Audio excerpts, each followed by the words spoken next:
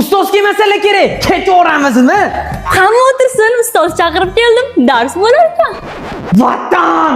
Uyga vazifani eslatma. Ustoz, 30 varoq konspekt beruvni yozib keldim. Voy, top. 1-oktyabrga ustozga bakal sovg'a qilamizmi? Nima? Sizlarga shuncha yil beminnat ta'lim bergan insonga bakal ravo ko'rasizlarmi? Bakalyoniga paxta gulli choni ham qo'shib beraylik. Yomon ham paxta qo'yasan-de. Oxirgi partida kim nos chakdi?